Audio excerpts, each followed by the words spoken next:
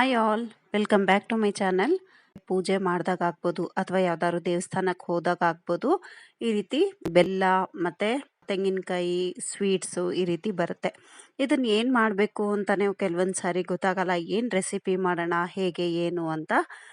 ನಾನು ಇದನ್ನ ಯೂಸ್ ಮಾಡಿಕೊಂಡು ಏನು ರೆಸಿಪಿ ಮಾಡ್ಬೋದು ಅನ್ನೋದನ್ನ ನಿಮ್ಮ ಜೊತೆ ಶೇರ್ ಮಾಡ್ತೀನಿ. ಸ್ವೀಟ್ಸನ್ನು ಹಾಗೆ ತಿನ್ಕೊಳ್ಬೋದು ನಾವು, ಆದರೆ ಈಗ ಈ ಬೆಲ್ಲ ಮತ್ತು ಹಸಿ ಕಾಯಿಯನ್ನು ತಗೊಂಡು ಒಂದು ಪೊಂಗಲ್ ರೆಸಿಪಿಯನ್ನು ಮಾಡ್ತಾ ಇದ್ದೀನಿ. ಇದರಲ್ಲಿ ಸುಮಾರು ರೆಸಿಪಿಗಳನ್ನು ಮಾಡ್ಕೋಬೋದು. ತೆಂಗಿನಕಾಯಿ ಯೂಸ್ ಮಾಡಿಕೊಂಡು ಕಾಯಿ ಹೋಳಿಗೆ ಮಾಡ್ಕೊಳ್ಬೋದು. ಅದಕ್ಕೆ ಬೆಲ್ಲ ಕೂಡ ಯೂಸ್ ಆಗುತ್ತೆ. 1.5 ಕಪ್ಪಷ್ಟು ಅಕ್ಕಿ ಮತ್ತು 3/4 ಕಪ್ಪಷ್ಟು ಹೆಸರುಬೇಳೆ. ಇದನ್ನು ನಾವು ಮೊದಲು ವಾಶ್ ಮಾಡೋದು ಬೇಡ. ಇದನ್ನು ಒಂದು ಲೋ ಫ್ಲೇಮ್ನಲ್ಲಿ ಸ್ವಲ್ಪ ಒಂದು 2ರಿಂದ 3 ನಿಮಿಷ ಫ್ರೈ ಮಾಡಿಕೊಂಡ್ರೆ ಸಾಕು. ಸ್ವಲ್ಪ ಹಸಿ ವಾಸನೆ ಹೋಗಿ ಜಸ್ಟ್ ನಮಗೆ ಬಿಸಿ ಆದರೆ ಸಾಕಾಗುತ್ತೆ.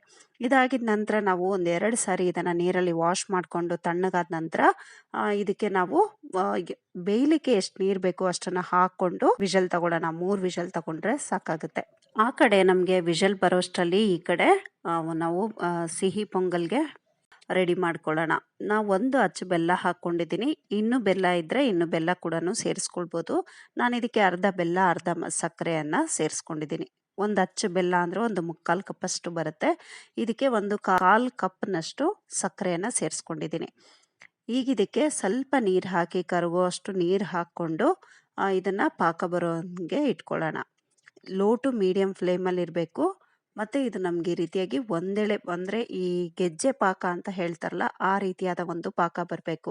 ಹೀಗೆ ತೆಗೆದು ನೋಡಿದಾಗ ಡ್ರಾಪು ಹಿಂದೆ ಬೀಳ್ತಾ ಇರುತ್ತೆ. ಇದನ್ನು ನಾವು ಗೆಜ್ಜೆ ಪಾಕ ಅಂತ ಹೇಳ್ತೀವಿ. ಈಗ ನೋಡಿದ್ರಲ್ಲ, ಒಂದೇ ಕುಕ್ಕರಲ್ಲಿ ನಾವು ಖಾರ ಪೊಂಗಲ್ಗೆ ಮತ್ತು ಸಿಹಿ ಪೊಂಗಲ್ಗೆ ಎರಡರಲ್ಲೂ ಮಾಡ್ತಾ ಇರೋದೇ ಇದು ಒಂದು ವಿಶೇಷ. ಈಗ ಸಿಹಿ ಪೊಂಗಲ್ಗೆ ನಮಗೆ ಪಾಕ ಕೂಡ ರೆಡಿಯಾಗಿತ್ತು. ಇದಕ್ಕೆ ನಾನು ಅರ್ಧ ಅನ್ನ ತಗೊಂಡು ಇದಕ್ಕೆ ಮಿಕ್ಸ್ ಮಾಡ್ಕೊಳ್ತಾ ಇದ್ದೀನಿ. ಇದಕ್ಕೆ ನಾವು ಸ್ವಲ್ಪ ಹಾಲನ್ನು ಕೂಡ ಸೇರಿಸ್ಕೊಳ್ಬೋದು. ಹಾಲು ಹಾಕೋದ್ರಿಂದ ಇದರ ಟೇಸ್ಟು ಎನ್ಹ್ಯಾನ್ಸ್ ಆಗುತ್ತೆ. ಇದರ ರುಚಿ ತುಂಬಾ ಚೆನ್ನಾಗಿ ಅನಿಸುತ್ತೆ. ಇದಕ್ಕೆ ಸ್ವಲ್ಪ ಹಾಲು ಸೇರಿಸ್ಕೊಂಡು ಇದಕ್ಕೆ ನಾವು 1 ಕಪ್ಪಷ್ಟು ಕೂಡ ಹಾಲು ಹಾಕ್ಕೋಬೋದು. ಆಮೇಲೆ ಇದನ್ನು ಸ್ವಲ್ಪ ಮಿಕ್ಸ್ ಆಗೋ ತನಕ ಪಾಕದಲ್ಲಿ ಒಂದು 5 ನಿಮಿಷ ಇದನ್ನು ಲೋ ಫ್ಲೇಮ್ನಲ್ಲಿ ಮುಚ್ಚಿ ಇಟ್ಬಿಡೋಣ. ಇದು ಆಗೋಷ್ಟರಲ್ಲಿ ನಾವು ಸಿಹಿ ಪೊಂಗಲ್ಗೆ ಗೋಡಂಬಿ, ದ್ರಾಕ್ಷಿ, ಬಾದಾಮಿ ಇದನ್ನೆಲ್ಲನೂ ನಾವು ಫ್ರೈ ಮಾಡ್ಕೊಳ್ಳೋಣ.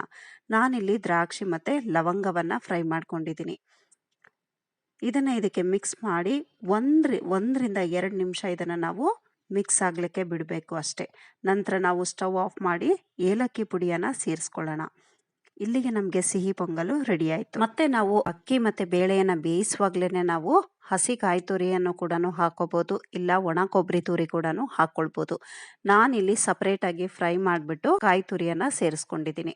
ಇದಕ್ಕೆ ಖಾರ ಪೊಂಗಲ್ಗೆ ನಾವು ಒಗ್ಗರಣೆ ಮಾಡ್ಕೊಳ್ಳೋಣ. ಸಾಸಿವೆ, ಜೀರಿಗೆ ಮತ್ತು ಕಾಳು ಮೆಣಸು, ತೆಂಗಿನಕಾಯಿ ತುರಿ ಮತ್ತು ಕರಿಬೇವಿನ ಸೊಪ್ಪನ್ನು ಹಾಕ್ಕೊಂಡಿದ್ದೀನಿ. ಇಲ್ಲಿ ಬೇಕಿದ್ರೆ ಹಸಿಮೆಣಸಿನ್ಕಾಯಿ ಕೂಡ ಸೇರಿಸ್ಕೊಳ್ಬೋದು. ಸ್ವಲ್ಪ ಅರಿಶಿನ ಹಾಕಿದ್ದೀನಿ. ಸ್ವಲ್ಪ ಪೊಂಗಲ್ಲು ಕಲರ್ ಚೆನ್ನಾಗಿ ಬರಲಿ ಅನ್ನೋದಕ್ಕೆ. ತುಂಬ ಚೆನ್ನಾಗಿರುತ್ತೆ. ಈ ರೀತಿ ಒಮ್ಮೆ ಆದರೂ ನೀವು ಟ್ರೈ ಮಾಡಿ. ಹೇಗೆ ಬಂತು ಅಂತ ನನಗೆ ಕಮೆಂಟ್ ಸೆಕ್ಷನಲ್ಲಿ ತಿಳಿಸೋದನ್ನ ಮರಿಬೇಡಿ. ರುಚಿಗೆ ತಕ್ಕಷ್ಟು ಉಪ್ಪನ್ನು ಸೇರಿಸ್ಕೊಳ್ತಾ ಇದ್ದೀನಿ. ಇಲ್ಲಿ ಕೊನೆಯಲ್ಲಿ ನಾವು ಕೊತ್ತಂಬರಿ ಸೊಪ್ಪನ್ನು ಸೇರಿಸ್ಕೊಳ್ಬೋದು.